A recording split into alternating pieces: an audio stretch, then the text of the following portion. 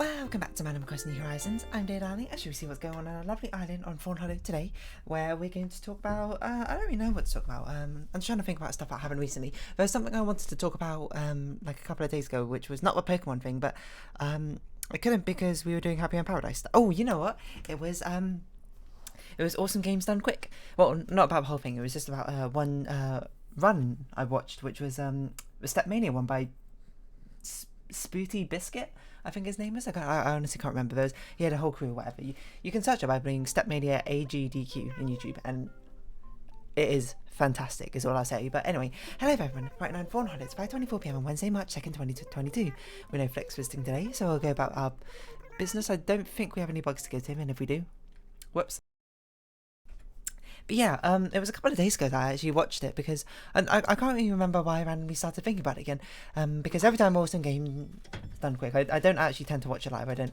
I mean, I check it out every now and again, but a lot of the time, people just be like, "Hey, these are the like top tier ones that you should check out."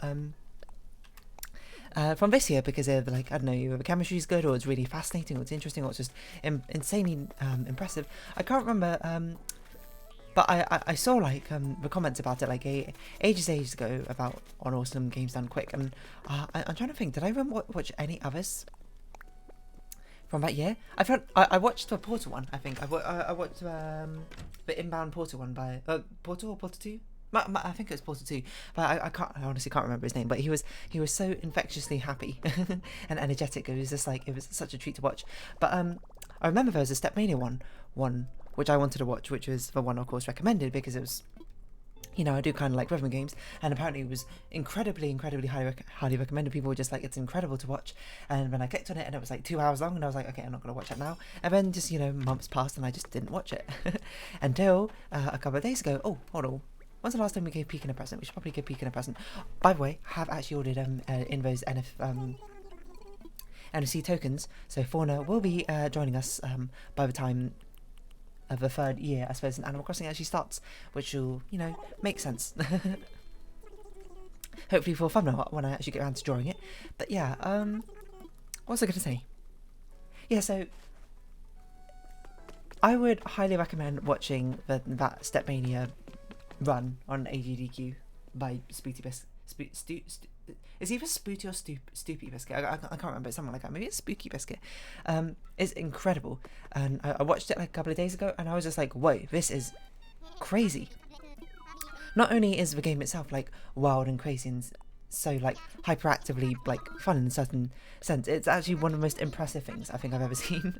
And that's from someone who plays a lot of rhythm games, because I think rhythm games are one of the most deceptively, maybe not one of the most, but one of the more deceptively difficult video games to be skilled in, because it's one of the ones where I think conceptually it's very easy to grasp what someone's doing, which but like visually it's very hard to follow exactly like how someone is managing to actually do it, which ends up making a lot of things seem inhuman. It's not like if you had a complete stranger to like video games and you told them to watch a game of StarCraft, they'll probably have utterly like no idea what's going on, despite the fact if they might have been watching perhaps the best StarCraft player in the world. These are both fake paintings, but so we'll just buy this one arbitrarily, even if the person they're watching is the best StarCraft player in the world. But even people with very little like video game knowledge, they can see someone playing a rhythm game, and you just simply say to them, okay, they basically just need to press the correct button when it reaches this point, and then people will just be like, oh yeah, that's a really simple concept, of course I'm going to understand that. And you know, I'm not going to say that playing rhythm games is easy or anything, but it's just like the amount, it's like its perceived difficulty per actual difficulty is insanely high, I think.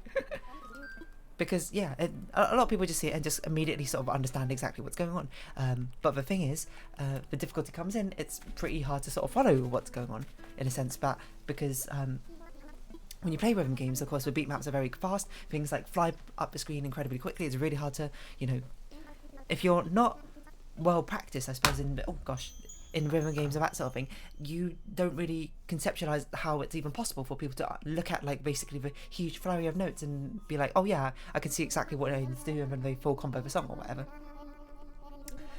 I suppose I was also that way as well before I started playing rhythm games. I started with mobile rhythm games, and perhaps unsurprisingly I tend to play a lot of mobile games.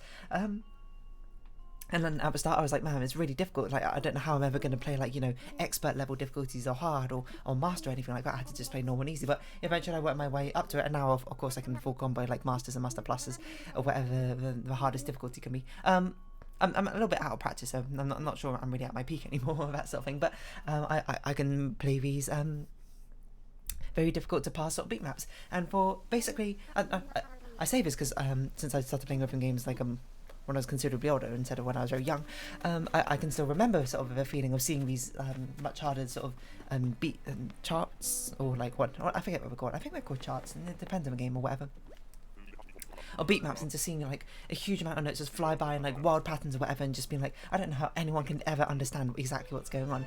And of course, you know, it's just as any skill takes to develop. You just practice it, and as you play it, as you get more exposure to it, it becomes better and better, and you just sort of understand it eventually.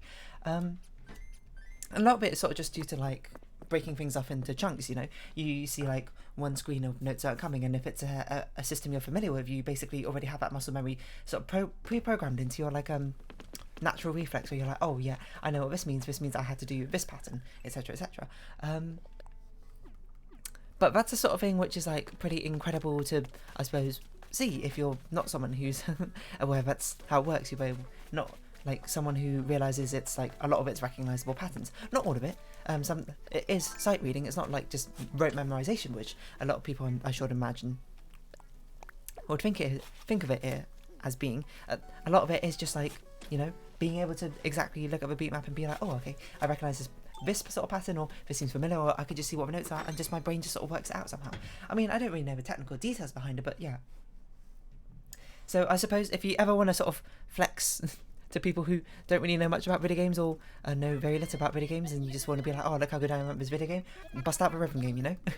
I think Stepmania is perhaps even more like sort of, it goes even further in that sort of sense, because one is a very physical game. Well, it doesn't have to be, but the way that Spooty, or the speedrunner, was doing it was he was using the actual like dance mat, or I guess dance pad, dance stage. I don't really know what you call it, and dancing upon it. I forgot to check kicks and stuff. Oh well. It was on that dance stage, dancing, and also Stepmania is a sort of game which I think probably one of the most common arcade games for people to play. Up there with Crane games, and up there with probably like House of the Dead or something. Those sort of like dancing arrow stage games is probably one of the most common arcade games out there. So not everyone's basically played it, but if you've been to an arcade, you've probably played it. So you kind of basically know what it's like, and you know how difficult it can be if you've ever played it. And then seeing other people who are really good at it play like the expert mode, you'd be like, whoa. And that's just like, even if expert note is just a flurry of notes. But this is the crazy part about the speedrun. It's not just a flurry of notes. It's basically a huge flurry of gimmicks and notes at the same time. And you might be like, what? But basically, they have like the regular old beat map, you know, just like a load of arrows flying up the screen or whatever to for the player to like read and basically like tap have rhythm and all that sort of thing. But they also like throw in huge amounts of gimmicks. It's like constantly at all times. Like sometimes they'll like all the arrows are coloured depending on what rhythm, what beat they fall on. I think it's like red is on beat, blue is on off beat. I can't remember. It's like purple is in betweens. It's like the 16th notes, and green is just sort of like it can be anywhere. Like one of the beat maps, the entire thing was that they got rid of all the colour of arrows, so you basically didn't know what sort of rhythm which was upcoming. You could only judge it by distance. And not only that, is that they also made the arrows started disappearing basically here and there. It was basically like this big sort of sweeping like view scanner which went up and down the field, and you could only see the notes which were inside the view scanner, and you had no idea what colour they were, so you basically had to sort of just like infer over them for basically how far away they were from each other, which was crazy. Like, but that was basically, when I watched it, I was like, that's like probably the easiest level I saw. Maybe not the actual easiest, but one of the easiest. I also watched it on double speed, so maybe I couldn't follow along as basically as good. Maybe I'll watch it again, not on double speed, because I did watch it quite late at night. And they also do other things like, which is crazy, like they have lanes which arrows go up and down in, which So like the up arrows only stay in the up lane most of the time if you're playing like the traditional versions, I suppose. But then like sometimes when lanes cross over, they spin round, they twirl around each other in like a 3D space and that sort of thing. It's utterly crazy. Sometimes the arrows rotate, sometimes the arrows take fake trajectories, like they'll aim for one arrow, they swerve off to another one and something like that. And what's even more incredible is that apparently this is entirely fair. Like, you might be watching it, even as someone who's pretty experienced in rhythm games, even I was watching it being like, this is insane. Even though I totally believe him, and I'm like, oh yeah, but this must be fair, probably, and I 100% believe that what they're saying, it is fair and it is readable, etc. Even me watching it, I was just like, this is crazy. And imagine someone who's basically a complete like novice or doesn't play rhythm games watching it, they'd just be like, this is the most insane thing I've ever seen. This person is superhuman, and he kind of is superhuman, but also, you know, obviously in reality he is human after all, but he's just incredibly talented at this Stepmania game. It was insane to watch, basically, to them just consistently ramping up the mechanics over and over and over again. And I've got to give a shout out to the bench that he brought along, his team as well, who basically commentated while he was playing. They did a really good job of basically like explaining, especially like what makes this fair, what makes it like mechanically fair, like when the mechanics in the game, and like the development of it, and like how the ideation and the thematics that went into like this particular song really came about. So it was a very enjoyable thing to watch, even as someone who, you know, I don't really know much about Stepmania. I know about, of course, its existence, but I used to own like a dance like mat when I was much younger, and it was back when we had like those CRT TVs or whatever, when you didn't plug things in using like not HDMI. I mean, yes, HDMI, but it's when you had those red, yellow, and white things. Like, I can't remember what those cables are called. And they plugged into the back of a TV and that sort of thing. Yeah, and I don't know what game it was, to be perfectly honest, but so, you know, I've done a bit of Stepmania here and there. Was I ever any good at it? I don't think I was particularly good at the time, I'll be honest. But yeah, they broke it down really well. So it's crazy to see it like start off like already very insane. Like even for me watching, I was like, this is pretty crazy. But I can see like if I played Stepmania for a bit, I could like follow on what the beat map was doing in the first like couple of levels. It was just more like I didn't have a muscle memory, so like I tried tapping along, basically doing a beat, but I couldn't tap along in the same way because I didn't know which. I wasn't used to the left, right, up, down system that they got in Stepmania, which maybe that's just me trying to be a bit cocky or whatever, being like, oh yeah, I'm sure I could do this if I just, you know, played this game a bit more. Well, if it's true or not, I don't know. Perhaps it'll just never be found out unless I actually play the game. Hello, Audie. Hello, Raymond. But it was just crazy seeing them ramp it up and up and up and up. So like I could follow it sometimes like when the column started shifting. I could follow it when the colours got removed, and I could follow it when the things started disappearing early, etc., etc. Those are like not that outrageous like rhythm gimmicks. Like sometimes they start appearing. Like there's a gimmick mode in one of the mobile games I played, and that's like some of the things it does, and it's not too bad. I don't play much of that gimmick mode, but I could certainly at least follow what was going on. But it's just crazy seeing him ramp it up and up and up and up and up and up. Like I'm trying to think of some like really cool mechanics I saw. Yeah, what it basically made me do is really appreciate the mechanics they've actually put into the game, and I was like, oh, this is such a cool idea, and it, you know, got my gimmicky side of my brain whirling, and I was just like, oh, I wonder if I can come up with like some sort of weird gimmicks and implement them into this game. What if I created some beat maps? Am I going to do that? Maybe, maybe not. I don't know. I actually had to play the game, I think, to get a better understanding of it. But perhaps someday I might give it a shot. Could be fun. Might not be fun. Who knows? Only one way to find out. But yeah, like one of the really early ones I remember, which I thought was really cool, is basically because in Stepmania games you often can have two players playing at the same time, so you can have like two boards, one of 4 columns and one of 4 columns, same columns, and you can have the same like arrows going across both of them. What the people did is they stuck the two together, and they basically put like blinders on, like vertical viewfinders on, so while you'd have 8 columns at the same time, if there weren't the viewfinders, they block out basically 4 of them using the viewfinders at the same time. So you'd have to basically figure out which 4 columns you could see currently, and then figure out exactly what notes were coming and when. Oh, there's a Lily Valley just behind it, hiding behind it. And it was crazy because it completely shifts up the order of the columns. Like normally I think it goes like left, down, up, right, or something like that. And then like as a viewfinder shifts to right, the things start looping around. So now it's like, oh, now the order of arrows is up, right, left, down, or whatever, which, you know, can be a bit of a mind befuddling, a mind flood, you might say. Well, depending on how experienced you are, of course, I suppose, in the entire thing. But certainly for me watching, I was like, whoa, this is pretty crazy, because all the ones I use, I don't have to rely on directions. I just follow the columns that they're in. And That's how I play, and only sometimes do the columns cross up and that sort of thing, but they still basically have their own sort of lanes which they stick in. And I was watching, I was like, whoa, this is like already getting totally insane. I'm trying to think of some other sort of mechanics. They had some really crazy, like flashy, like visual mechanics as well, like the paths and lanes could go in like 3D spaces and go down these wacky lines and that sort of thing, so they could like basically fly towards you and that sort of thing. There was this really cool one where basically the arrows sort of like started coming out of these portals, and basically like the next like 10 notes or something would appear on the screen for like just a second and fall away, and then basically you just had to sort of like snapshot exactly that pattern in your mind for that 1 second they appear, and then like when they fade away you just had to like input the rhythm as it comes along. And I was just like, what, that is crazy. how do you even manage something like this? I don't know. But that again is something I'm like, okay, I can conceivably understand how that happens, because, you know, then I'm used to sort of like not compartmentalizing, but like being able to sort of like snapshot small parts of it, I suppose, as it goes ahead. But I was just like, it's getting utterly crazy. I'm trying to think of some other really crazy ones off the top of my head. It's been a while since I've seen it, so it's not quite at the forefront of my mind. This is a really cute outfit, I'm not gonna lie. We're still waiting for the bow, and we're still waiting for maybe some different shoes.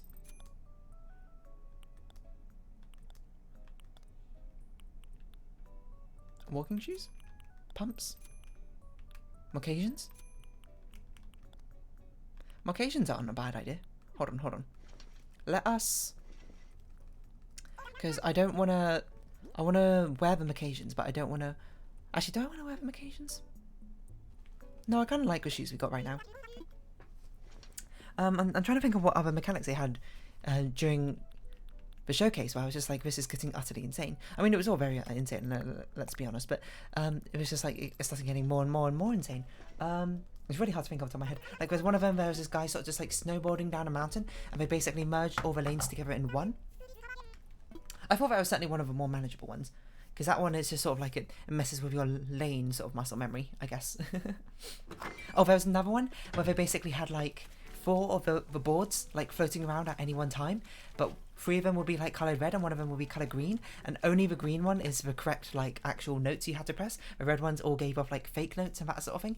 But even crazier is it constantly swapped back and forth between which boards were coloured red and which ones were coloured green. So the one you were looking at, like maybe for the next 5 notes is green, but then suddenly it switches to red, and you've got to find the other one which is green. There's this utterly insane one where basically, I don't even know how they properly do it. Hold on, wait, were we meant to get fossils? Is this why I'm here? Or were we... No, we're doing booster and fossils, okay, that's why I'm here. This is an utterly insane one where they basically had a load of 3D like spheres, like duplicated into like a huge massive like 3D grid or whatever, and it's basically the camera was basically like flying around this giant field, and on every single sphere there was the beat map basically being shown, patterns that you had to follow. But of course, because you're flying around at sort of like supersonic speed, you had to basically choose one sphere to focus on, and then like choose another one to focus on as that one like fades out of view, or like fades like, or zooms past you. It was utterly crazy. And there's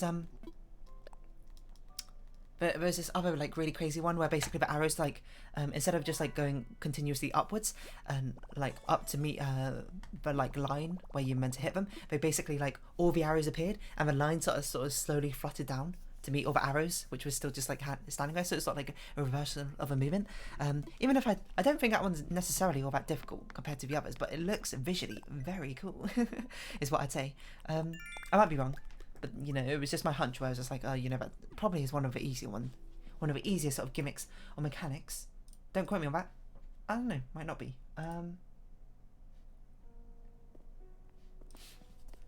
Let me think. What else was there?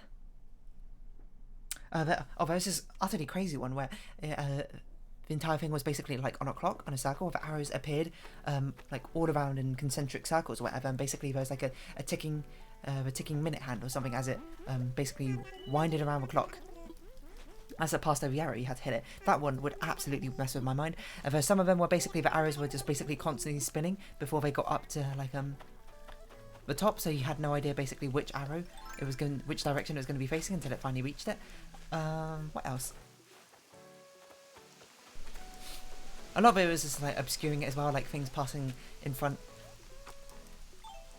of the board as you're playing, you know, just kind of like someone walking and getting up to go to the toilet is sort of like a movie theatre, etc. That sort of vibes and that sort of feel. It was basically insane, and honestly, I kind of want to watch it again.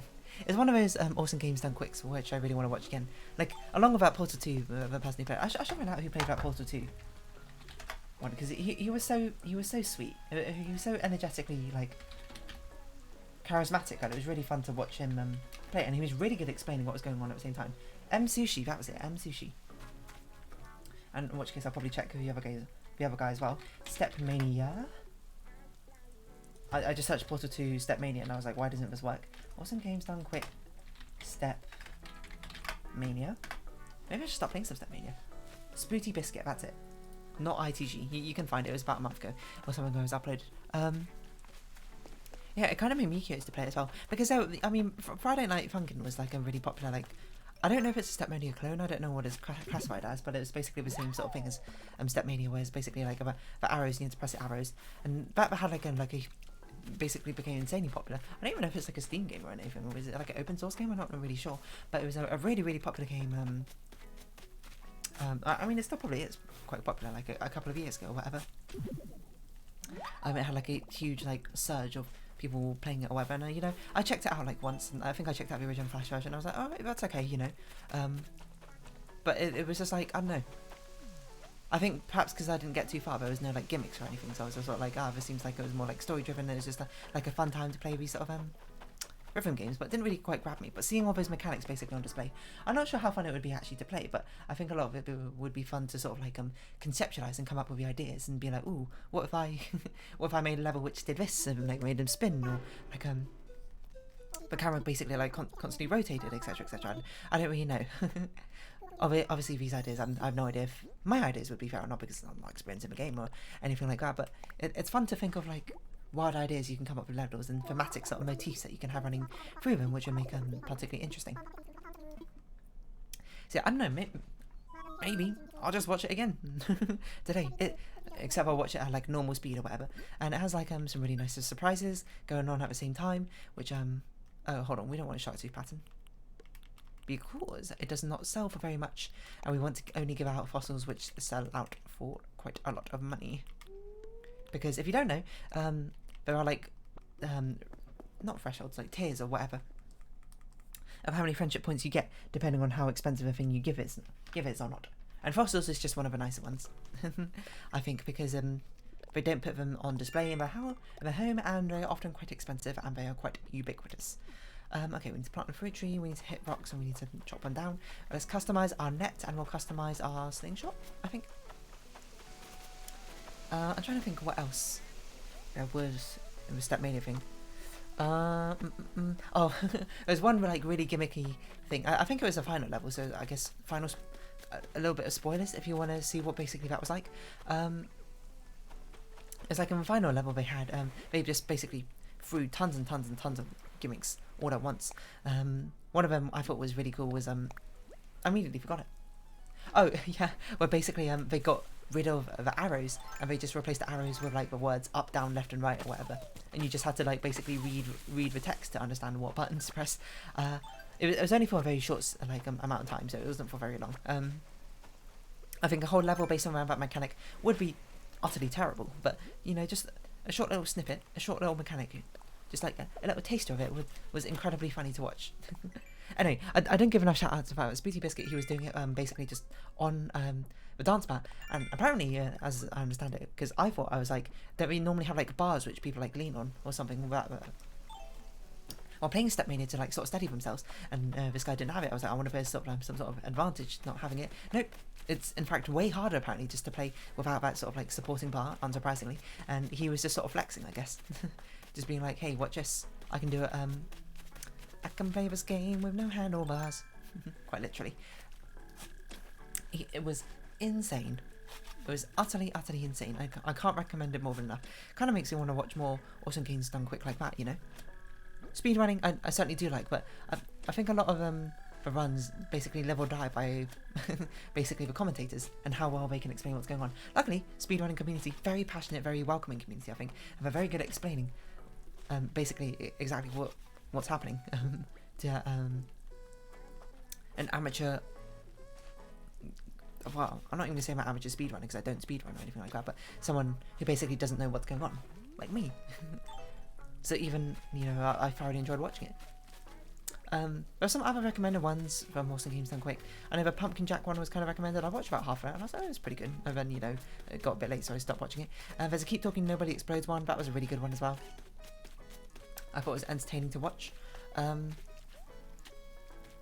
trying to think what else. I don't know. I can't remember what other sort of Stepmania like mechanics happened at the same time. We are going to round off today's episode by doing the daily exercises as well, I think, because of course it's the final emotes that we've left to get, and we can only get them after by doing a certain amount of daily exercises.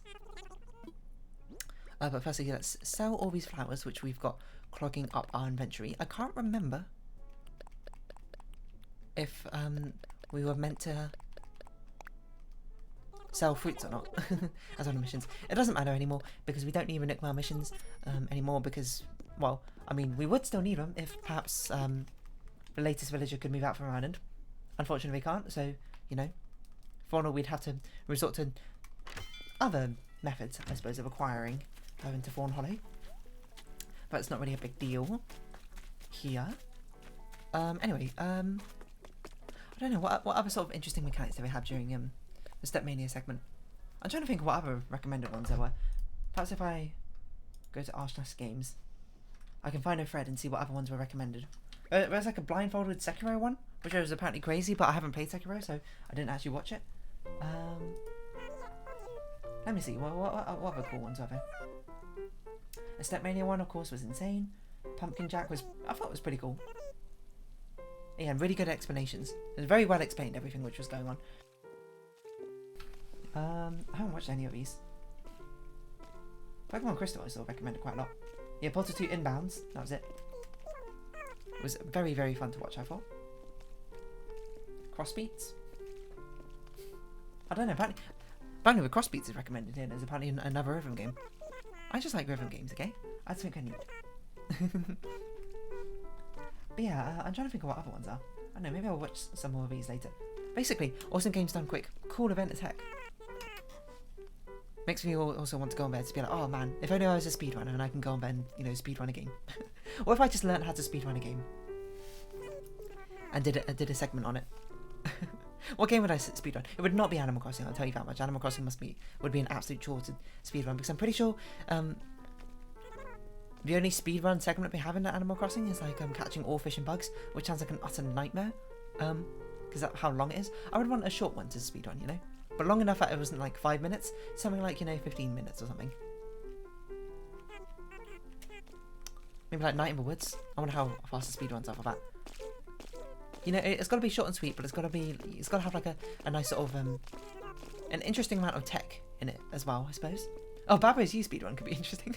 What if I just did that? That's just like rote memorization, isn't it? I could do that. I'm a pretty good memorizer. But anyway, we'll sort of round off this episode here. Absolutely do watch that Stepmania thing. Maybe I might even put a link to it in the description. It's so good. It's so good to watch, is all I can really say.